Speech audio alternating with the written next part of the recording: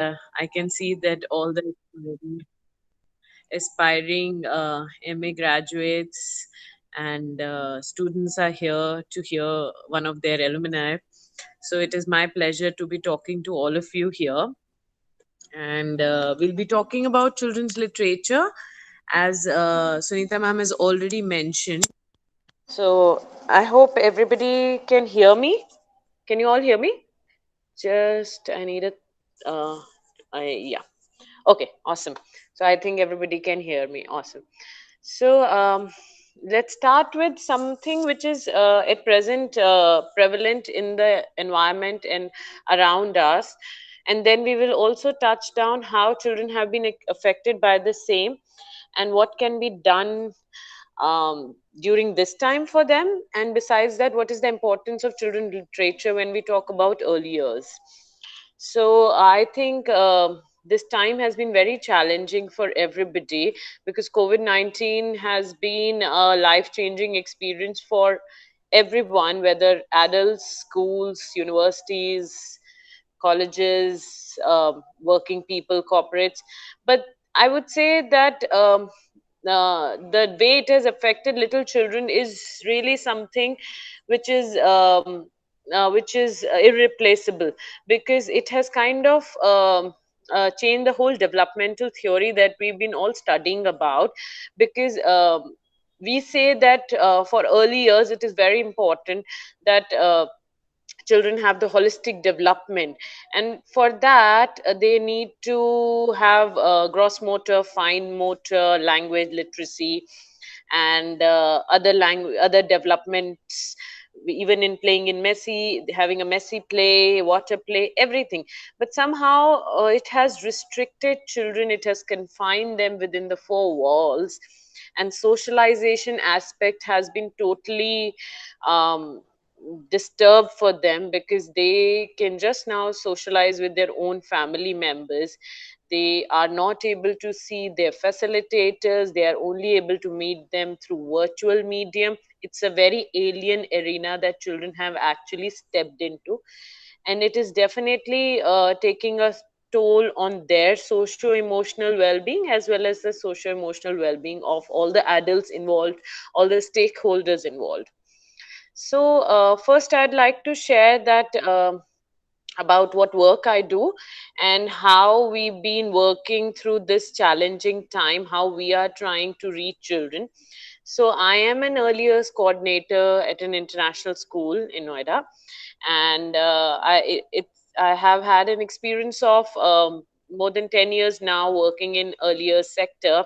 So my major work involves enabling the early years environment, play, schema play. Then I'm a Jolly Phonics trainer. Then also, if you say curriculum designing, planning, changing the landscape as per the requirements of children. So everything related to early years is what my forte is basically. And how did we go by tackling this situation of the pandemic? So when we got to know about it, we were still in the working phase, and all of a sudden the schools were shut. Children were asked to sit at home, and uh,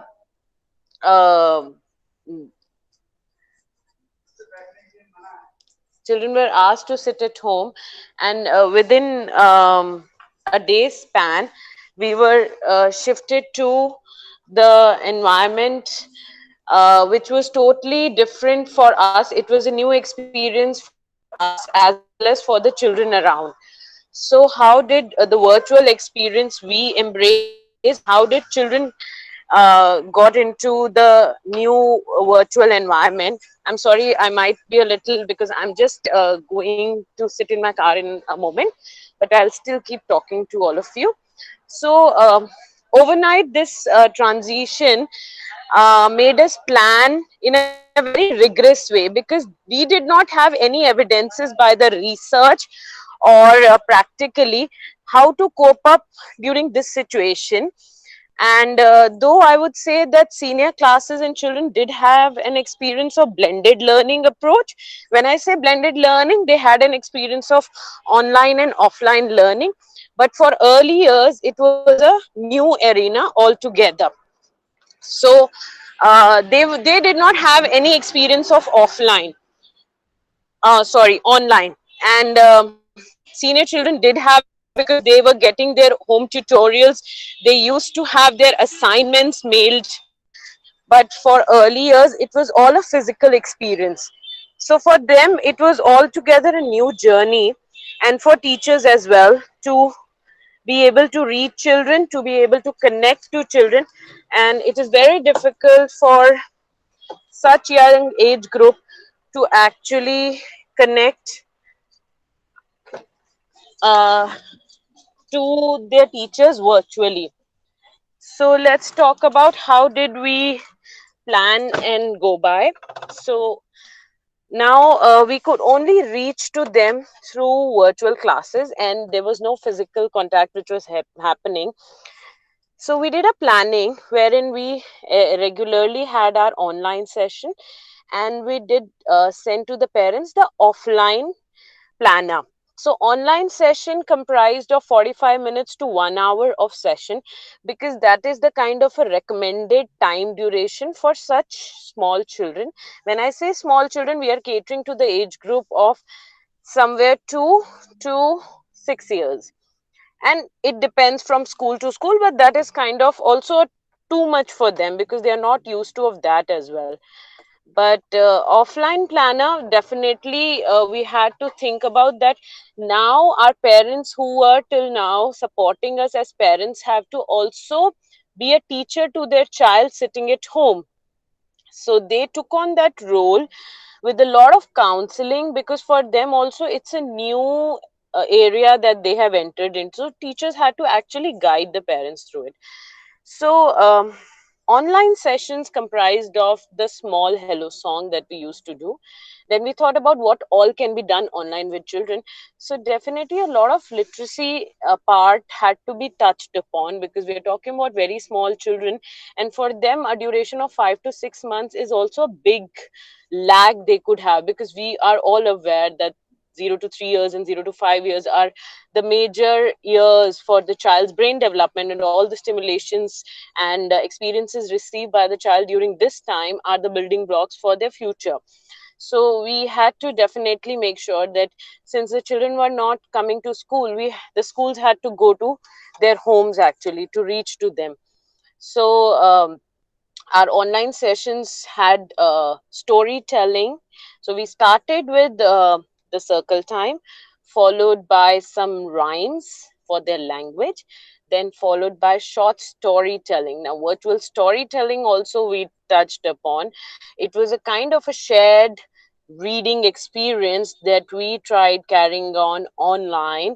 Sometimes shared reading, sometimes role plays, then a small DIY engagement related to the story, because it is very important for children also to have an hands-on experience of whatever they are doing. So then offline planners comprised of a gross motor engagement, a fine motor engagement. Gross motor, when I say maybe walking on the pillows, or maybe putting the ball in the basket, that children could do with the parents at home. Fine motor, obviously, any play-doh engagement or any other messy play engagement, cutting a banana. Then we had a language which was we were sending rhymes. Some of the rhymes we were recording and sending for the asynchronous teaching. So besides this online and offline learning that we had to plan, we also had to plan the synchronous and asynchronous part of the teaching and learning. When I say synchronous, that means were virtually children who were with us, they were able to interact with us. The learning and teaching were happening simultaneously through the online platform. When I say in asynchronous, we had to actually pre-record a lot of stories so that we could send the links home. Why did we record stories and send home? We were doing already some of the storytelling or role play, or some of the part during online session, definitely, but that was a very short duration, 45 minutes, because with such young age group, the online teaching learning has to be of short duration, keeping in mind the screen exposure. But offline learning has to be a larger part, which our parents had to be guided about. So, this part of recording our stories to be sent home with the home planner did take a lot of planning. Our teachers, suddenly, who were teachers, became presenters. Everybody is not that camera confident, but somehow we were teachers, we had to gear ourselves up, and we took on this challenge so that we could reach to our little children smoothly and effectively. We were learning with each passing day. So when I say the recorded stories, we were sending the links of our recorded stories home. So I will also share, if I'm able to, because I'm talking to you through phone, a few of the stories that I have, or I'll mail it to ma'am, and ma'am can maybe mail it to you. So generally, whenever we are, we generally, whenever we do our storytelling in class, or if we are doing it home also, even the youngest age group, few of the very important aspects we definitely make sure that we are touching upon. So whenever we are introducing a story, the cover page of the story is definitely talked about for any age group, whether it is a 2 year old child, 3 year, 4 year, 5 year, 6 year, because it's very important for child to actually see what is there on the cover page. And then pointing to the title of the story, what is written, telling them the story is written, the name of the author and the person who made the pictures, illustrator. So we would properly talk about the cover page of the book first, and then turn the page, then coming to the storyline. For such young children, it is very important to talk about all these aspects, because they are absorbing everything, they're understanding everything. Maybe some of them might not be able to express verbally, but definitely they are taking in everything. And for them to realize that the written content and the picture content is separate, we have to very clearly, because they are able to make connections about all these aspects. So when we point and read, they definitely make connections. When we turn the page and we are showing them the picture, for example, if we talk about the Stickmin story by Julia Donaldson, so we'll definitely say, see the cover page. This is the name of the story, Stickman. You see a stick, and it is like a man. And the story is written by Julia Donaldson, and the illustrator is Axel Scheffler. Illustrator, who is illustrator? He's the person who makes pictures. When we connect with children, it is very important to slow down your pace, come to a child's level, go step into a child's shoes to understand how much the child is able to grasp. You have to really lower down your pace, because the way we are understanding and the way and a child is trying to make connection, there is a difference. The children make connection to graphics very soon. So when we are reading, so we turn the page. This is, I'm talking about when I'm doing an online storytelling, or I'm doing a storytelling in a physical classroom. So we turn the page and then we make the child look at the picture. Oh, do you see, the dog picked up the stick, and now the stickman has been taken by dog to play fetch with the master. And then we point to the words written, so that the children are able to understand this much, that the pictures do have meaning, and this meaning, the written part, is something which my teacher is trying to read. So that is how they actually start and differentiating, that the pictures can be read, but there is a meaning that the written part also carries. So then you keep on reading the book like this. It is also very important to understand the child's understanding while looking at few pictures. It is also, some of the older age group, like 5 to 6 year children, are very vocal, so they can also predict. You can ask them that, what do you think would happen next? Will this stickman go back to his family? So children will say something, oh, maybe his mama misses him, maybe his daddy misses him. There are many stories: monkey puzzle, owl babies. So monkey puzzle, where monkey has lost his mum and he's trying to find the mum. So on every page there is a different animal, and the butterfly is actually helping the monkey to find his mama, and every animal's description has been given there, so the child can see. And also when the teacher is reading with pointing, so it makes a meaning, and the child is able to predict also, oh no, no, no, that is not my mama, my mama looks like me. So children make connection with their own parents also. So during transition period, stories are a very, very important way to connect. This is a very important transition period for all of us, whether little children, whether us, whether parents. So to connect to them socio emotionally, because they're sitting at home, it is a pandemic period, they can't go out, but we need to inculcate the habits of washing hands, covering their faces, to be able to. Sometimes children are very quiet, they are, maybe some of them are really feeling something that they are expressing through aggression, they are expressing through different medium.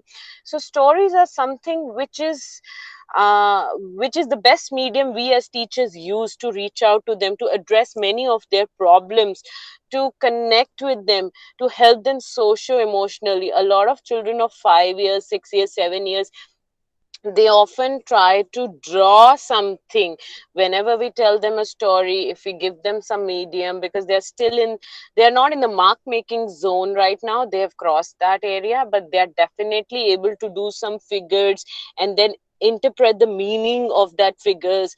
They express themselves. So again, a story followed by such an activity help the child to express himself or herself. Now, I was talking about how we did the stories during this pandemic online, and then we recorded. Now, there is a lot of research which is happening worldwide, which is talking about the multimodal literacy, and which talks about how using different modes uh, can help different children make meaning out of it. Every child is different, and some children understand visually, some children understand graphically, some children connect to videos better, some children connect to audios better, some children like the physical interaction better. So multimodality is one medium which is being talked about, should be introduced in the classroom, and it has been talked about for quite long. But I can see that this pandemic has actually seen its usage to the fullest, when teachers actually had no option then to research and find out different mediums through which they could reach to their children. And that's when again stories through different mediums came in handy.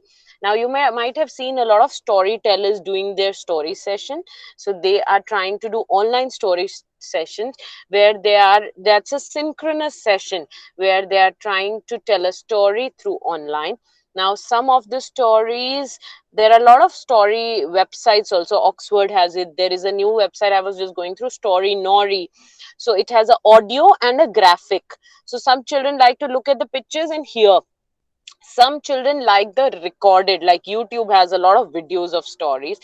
And then pre-recorded videos of the teachers are wonderful way for a child to connect, because children connect so much better with the story when it is being narrated by their own facilitator, by their own caretaker, because they have a socio emotional connect to that particular person. And when she has recorded a story and sent it home, at that time during a bedtime, when mother shows that story on an iPad or an phone or whatever, the child connects so much better. Oh, you see, Mama, Miss Minakshi is crying.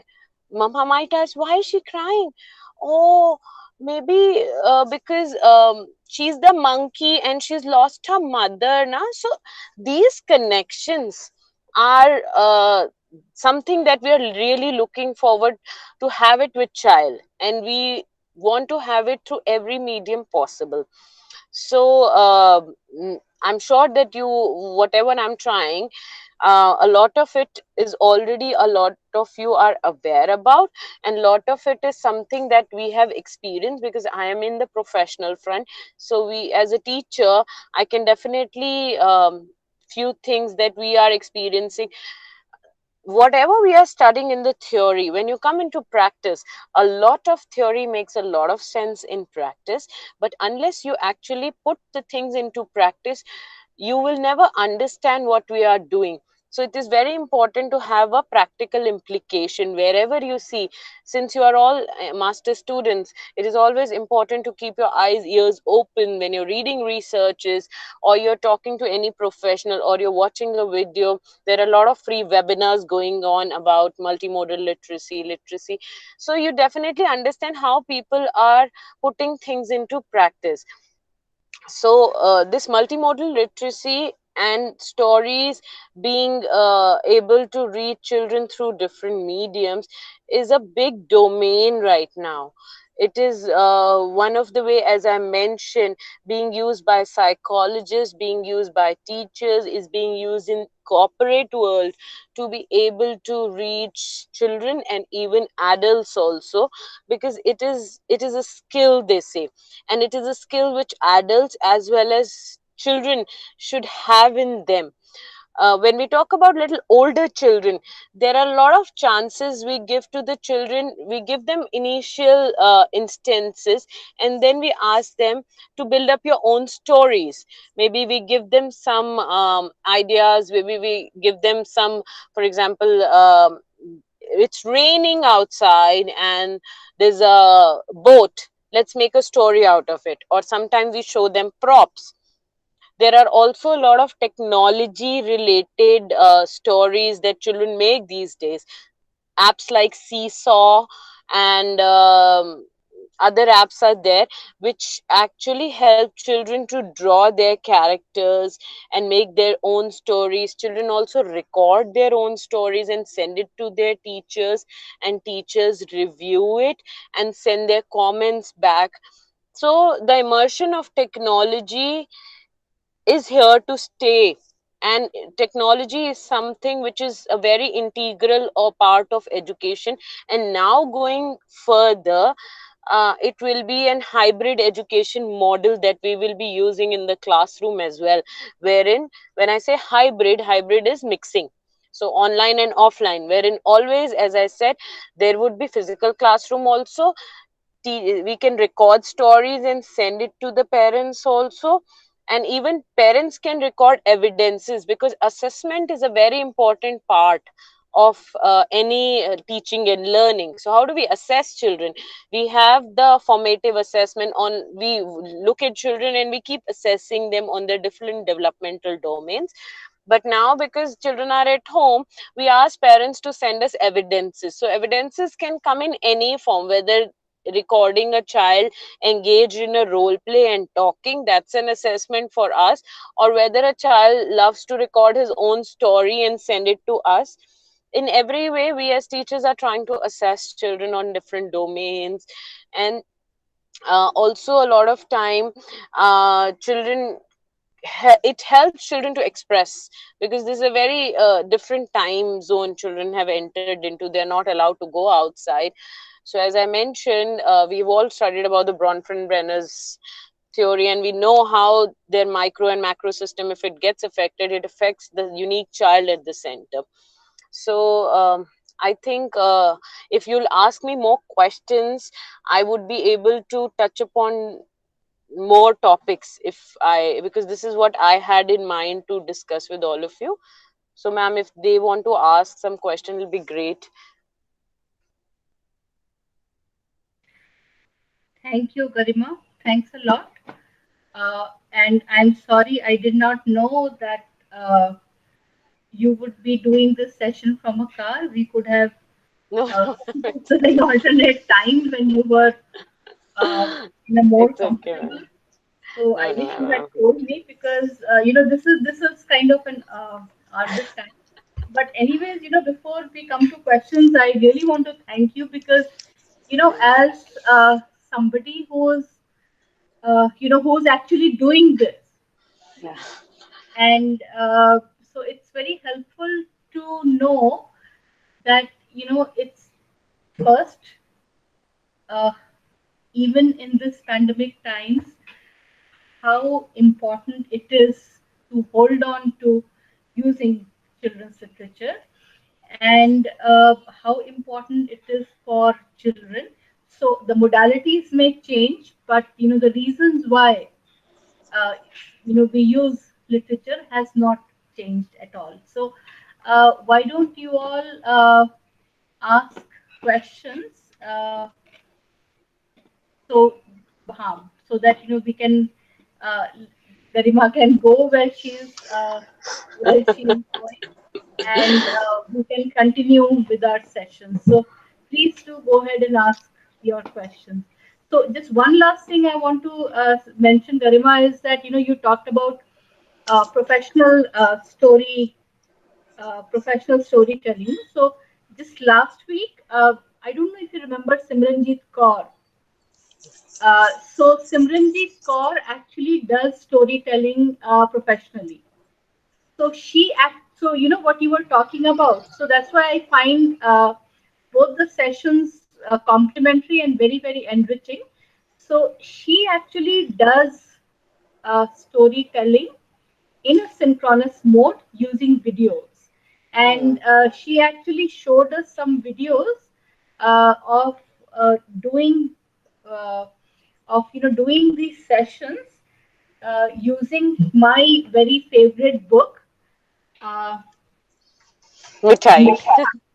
I you remember. remember this book, right? Yeah. I always show this book, and using this Yeah. Mithai, which is from Barkha series. So she had done it with two children who were 3 years of age or so.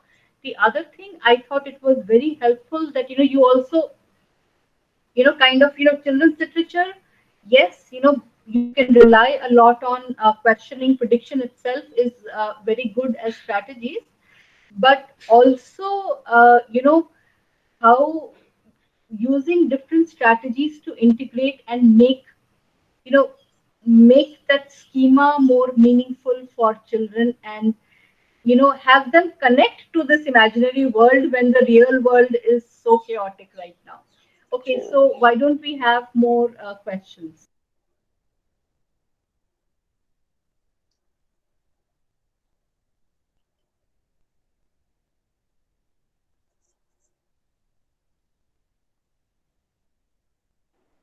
Hello, hello. Am I audible, ma'am? So, A little louder. I ma'am, Ekta, a little louder. am I audible now? Ha. Yeah.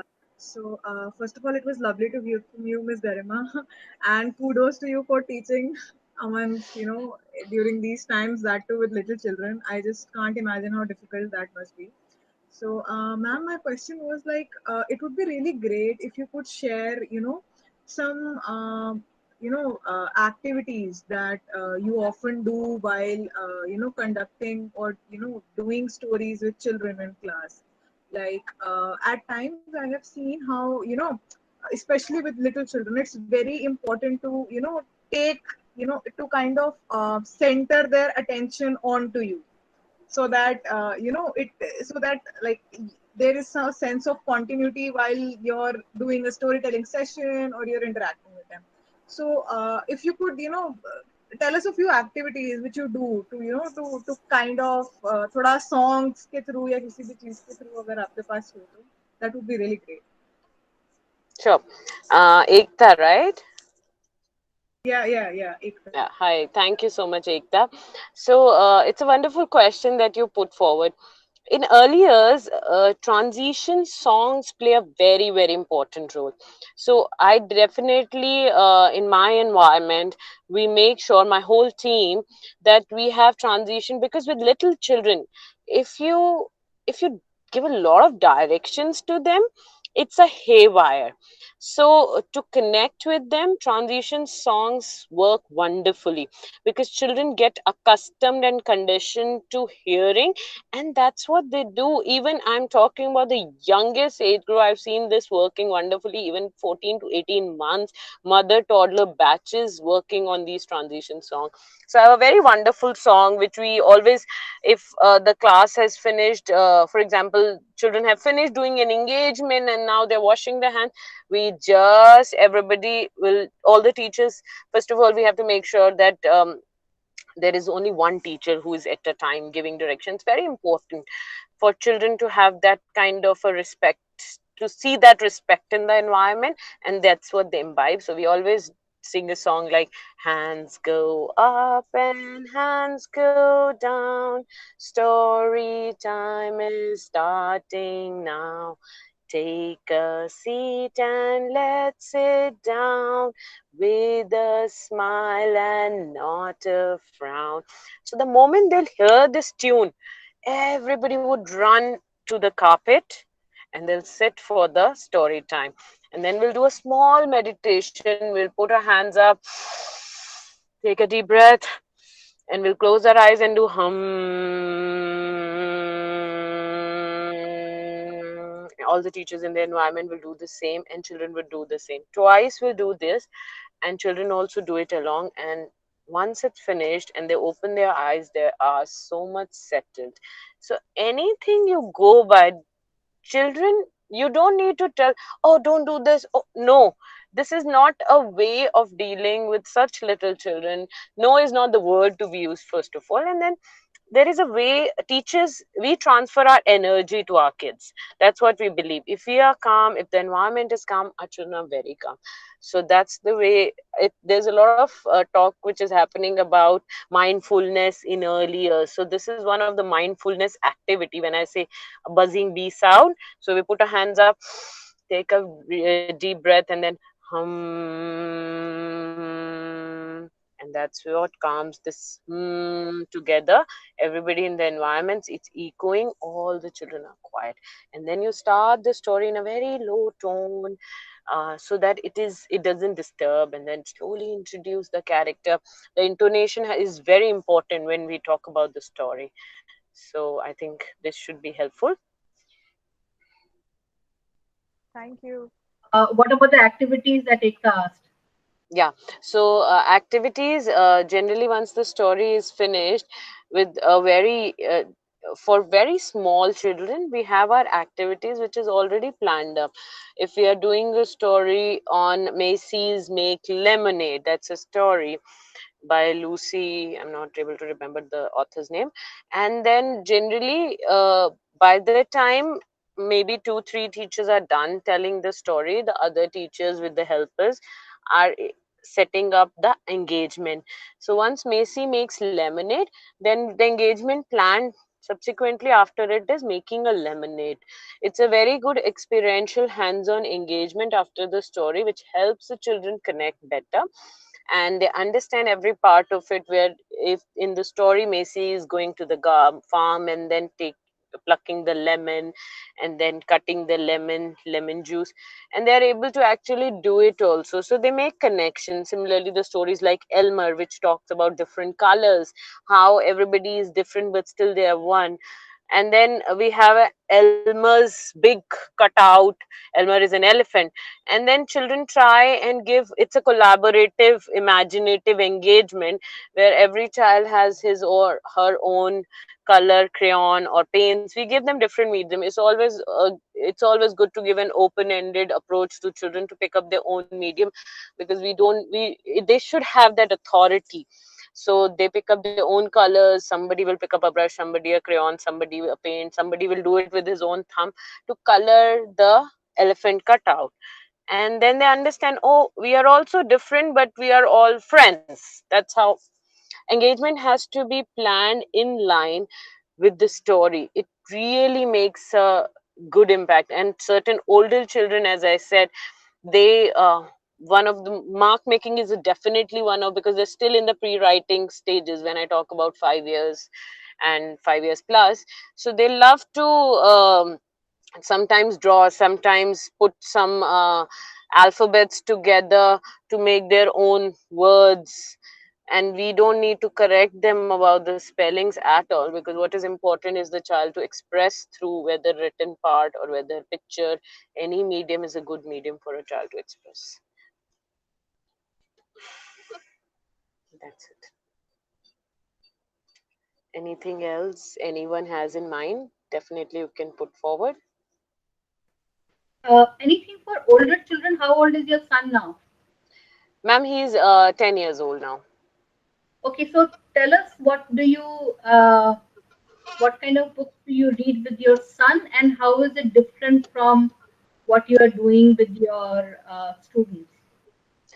With older children, they have started with a practice, which is a book bank kind of a thing in their classroom. So all of them were, before the schools closed down, they were taking their own storybooks from home, and on a wacky Wednesday, they have their everyday's kind of name. So on a wacky Wednesday, they would all have a time period where they exchange their books with their friends, and next week they would get their books back, and then the peer buddy group will sit and discuss because they've read the stories, and then they discuss what did you like in that story, what did you like.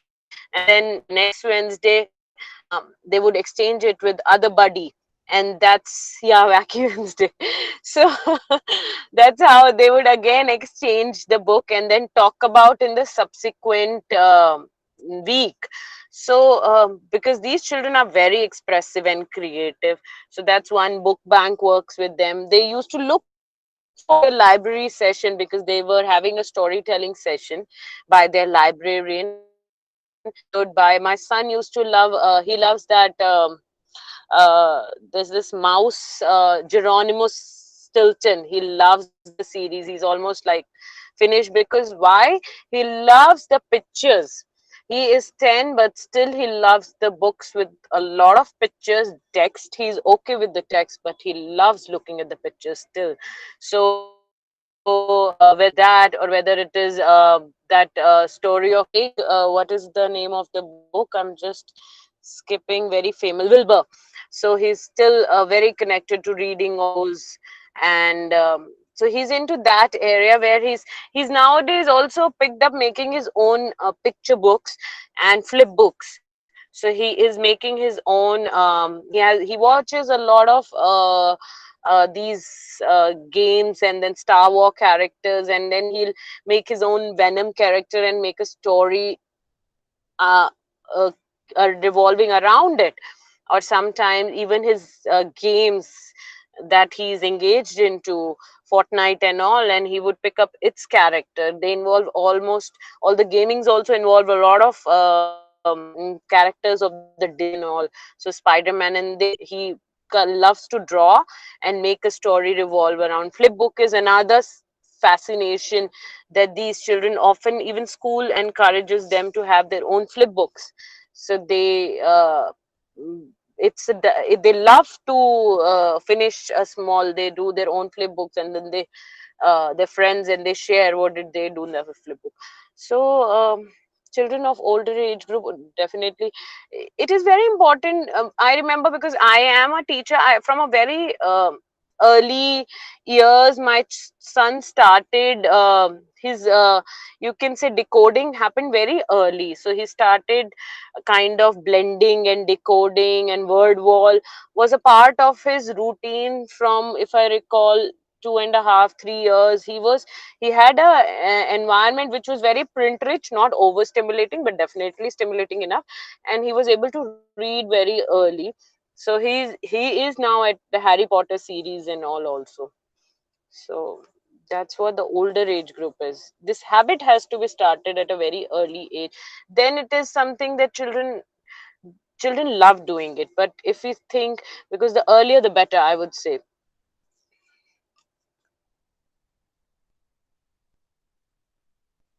And ma'am, you want me to talk about the my dissertation also? I yes, I did. That would be nice. Okay, so I think my MA dissertation also revolved around multimodalities only, where I talked about shared reading, and I had a pair of I took my participants involved three mother-child duos, and they were given different modalities or stories through different modalities. One was the story which was sent to them through PDF, one was an audio video version, and one was a shared reading. With shared reading was all of them shared reading, but then definitely I had sent them a book and a PDF and audio visual format. And then I had to actually the mothers had to do their recordings while reading to their children a shared reading process, and then record and send those recordings to me. And then after a period of time, again the process was repeated with all the three books, with all the three dyads. And then I had to do my own data interpretation. So we the codes that were taken out, depending upon different, how many times the child pointed, how, in what mode the child was more active, in what medium the mother child interaction was better, or what was the interest of the child. And so there were different things that we were observing. And definitely one thing we saw that when it was an audio visual kind of a video which the child saw of the story, the interaction was much less. But when it was a graphic PDF sent and mother was reading, the interaction was way more.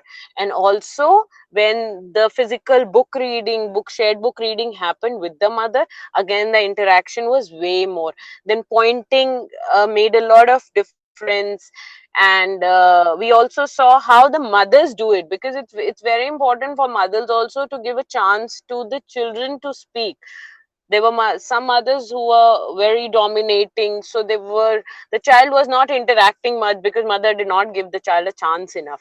So there were different you'll say different interpretations which came forward. So that was my dissertation research that I had.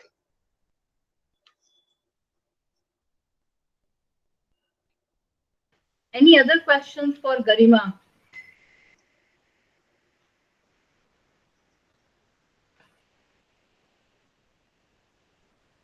Any other? So, Garima, which are your Yes, ma'am. some of your favorite titles for younger and older children? Younger children, I would say, ma'am, I love all the Julia Donaldson's book, because I think she has a different understanding for children. Because her every story has a lot of rhyming words, which is at the end of every line, and she beautifully rhymes it. And the stories flow very nicely. A lot of characters are brought in the story, and children connect so much better, because there is a lot of social emotional aspect which is touched upon in her books.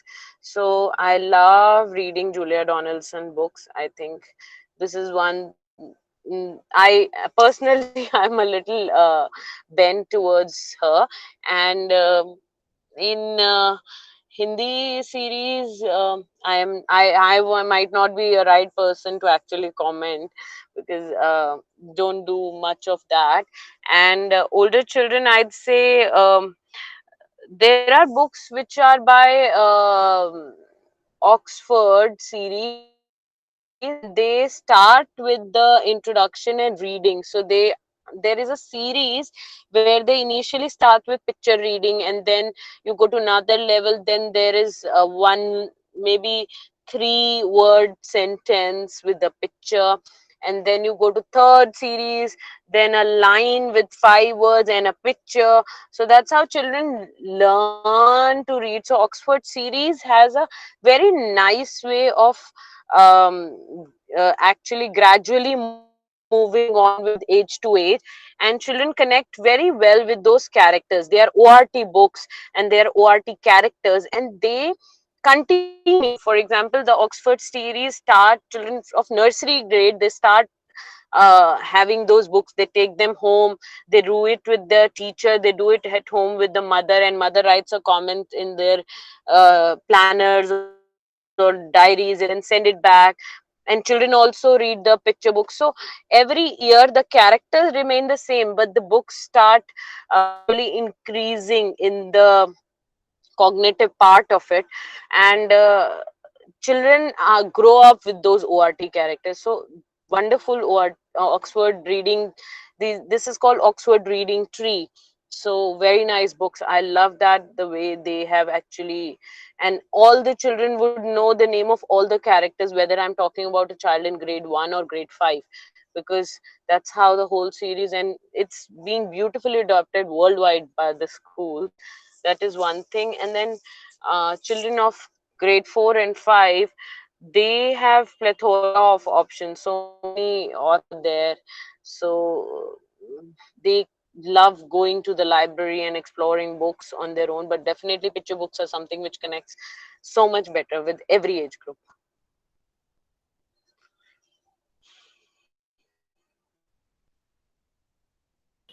Any other questions for Garima? Yeah, I wish we could have seen some of your recordings, but maybe you can send something to us and we will watch it on our own, Garima. Definitely, ma'am. Huh, I'll uh, definitely send it to you. fine. Any other questions? Any others? So, Garima, what I said, what we are doing here, uh, we are, so here the focus is, I had said, uh, either children's literature in Indian languages or children's literature published in India.